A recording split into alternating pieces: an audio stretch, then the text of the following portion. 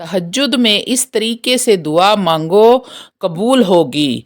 सुल्तान सलाहुद्दीन ने इसी तरीके से दुआ मांगी तो अल्लाह अज़्ज़ व जल ने कबूल फरमाई है।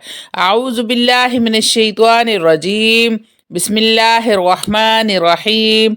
शुरू करती हूँ अल्लाह के बाबरकत नाम से जो बड़ा मेहरबान और निहायत रहम फरमाने वाला है। लाखों करोड़ों दरूदो सलाम हो कमली वाले आका मोहम्मद मुस्तफ़ा सल्लल्लाहु अलैहि वसल्लम पर, जो ख़ातमन नबीयीन हैं, जो ख़ातमुल मुरसलीन हैं, जिनके बाद ना कोई नबी है ना रसूल है। लाखों करोड़ों दरूदो सलाम हो अहले बैत पर। अस्सलामु अलैकुम वरहमतुल्लाहि वबरकातुहू। आप देख रहे हैं मेरा यूट्यूब चैनल मकाफ़ात अमल।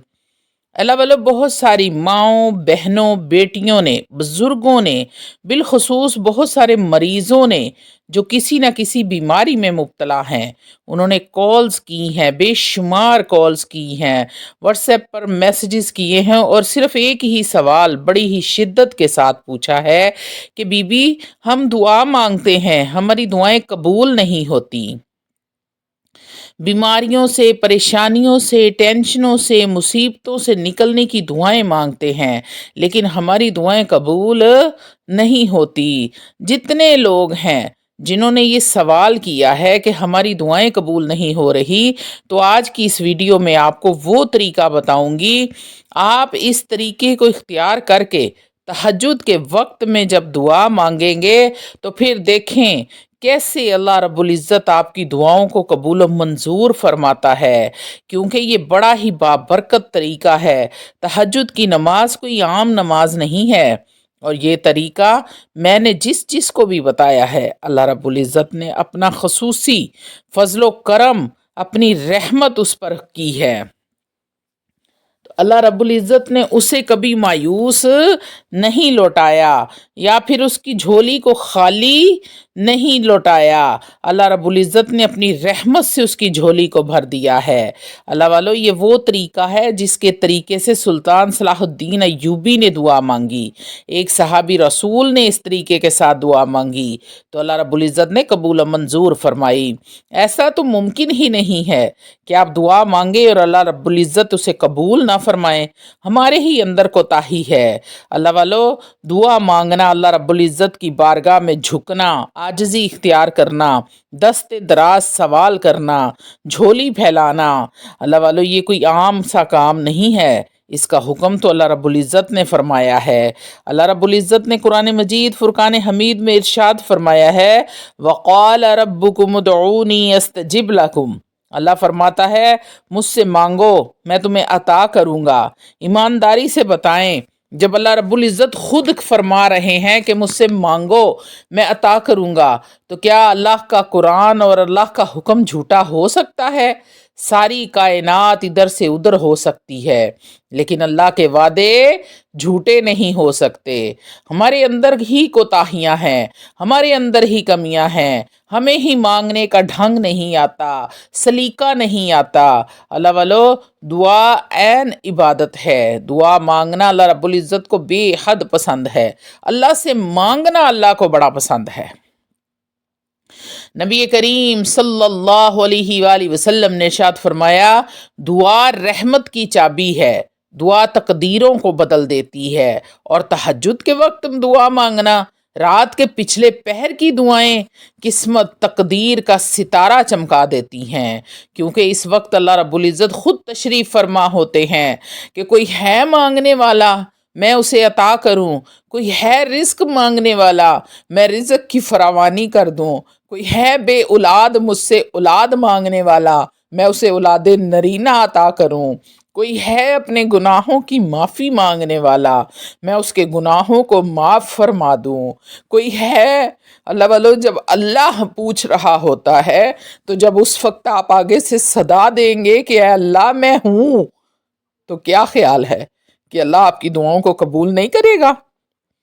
सुल्तान सलाहुद्दीन अय्यूबी गुजर रहे थे रास्ते में, तो बड़े ही परेशान थे।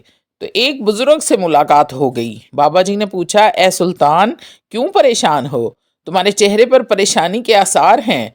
सुल्तान सलाहुद्दीन अय्यूबी कहने लगे, बाबा जी कभी परेशान तो नहीं हुआ, लेकिन इस वक्त इसलिए परेशान हूँ कि दो दुश्मनों के बहरी बेड़े यानी कि बहरी जहाज असले से भरे हुए हमारे ऊपर हमला करने के लिए आ रहे हैं।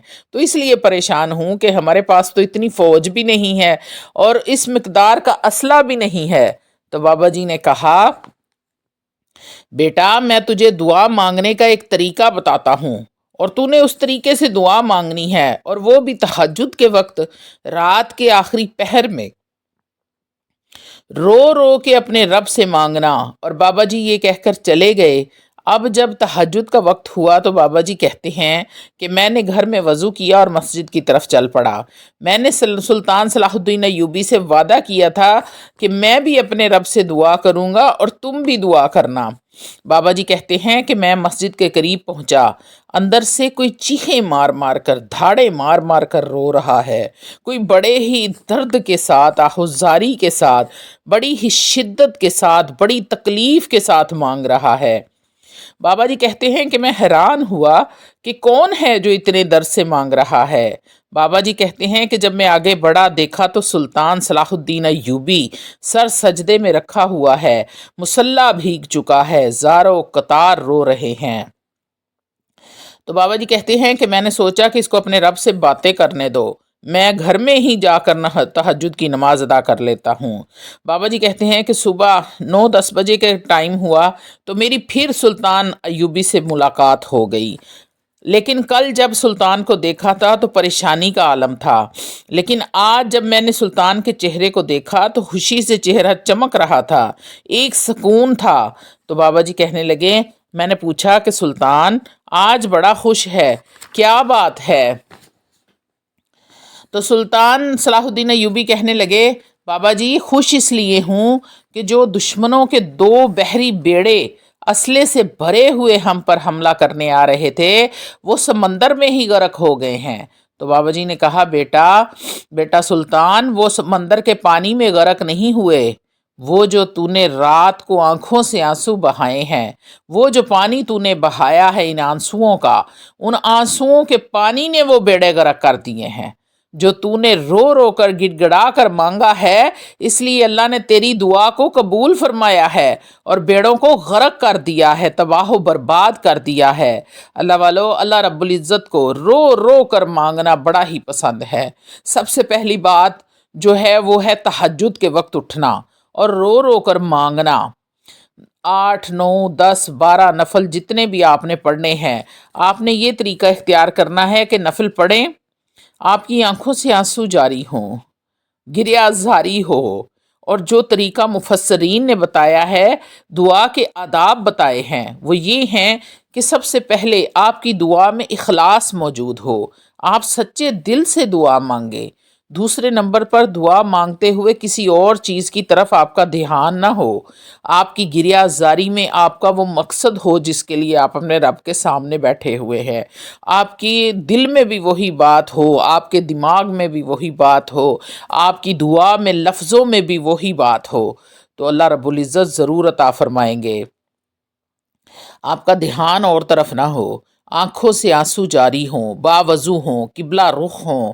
तीसरे नंबर पर आपने कोई ऐसी दुआ नहीं मांगनी जो जायज़ ही ना हो।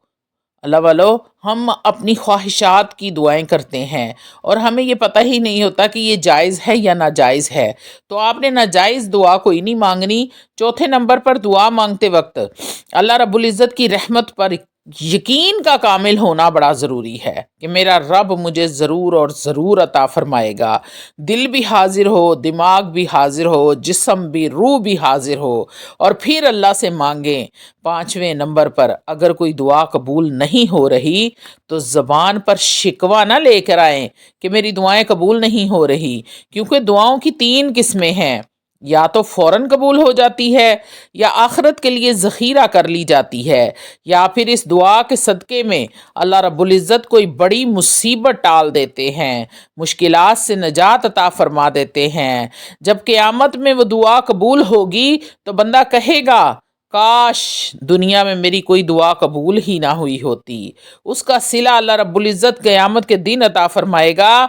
तो आपने अल्लाह से शिकायत नहीं करनी کہ اللہ میری تو دعائیں قبول نہیں کرتا، میں اتنی منتیں مانتی ہوں، اتنی دعائیں کرتی ہوں، تہجد کے ٹائم دعا کرتی ہوں، نمازوں کے بعد دعا کرتی ہوں، تو آپ میری دعائیں قبول نہیں فرماتے۔ اللہ والو، جب ان 5 شرائط کے ساتھ بندہ دعا کرتا ہے، یہ طریقہ اختیار کرتا ہے، یہ عاجزی انکساری اختیار کرتا ہے، تو اللہ رب العزت دعاؤں کو قبول فرماتا ہے۔ اللہ رب العزت مشکلات سے نکلنے کے راستے عطا فرماتے ہیں، آپ کے لیے آسانیاں پیدا کرتے ہیں۔ تو میرے جو بہن بھائیوں نے یہ مجھے کالز کی ہیں، کہ فون میسیجز کیے ہیں کہ ہمیں اس بات کا جواب دیں کہ دعا کیوں نہیں قبول ہوتی۔ ہم تہجد میں دعا مانگتے ہیں، نمازوں کے بعد دعا مانگتے ہیں، ہر سانس کے ساتھ دعا مانگتے ہیں، ہماری دعائیں کیوں قبول نہیں ہوتی؟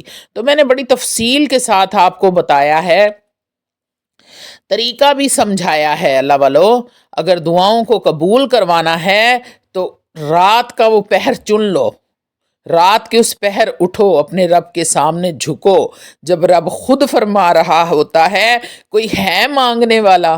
جب آپ آگے سے صدا لگائیں گے کہ میرے اللہ میں بیٹھی ہوں، میں مانگ رہی ہوں، مجھے عطا کرو، تو یہ کیسے ممکن ہے کہ آپ مانگیں اور میرا رب عطا نہ کرے؟ تو میرا خیال ہے کہ آپ کو تمام باتوں کی سمجھ آ گئی ہوگی۔ اللہ رب العزت آپ سب کا اور میرا بھی حامی و ناصر ہو۔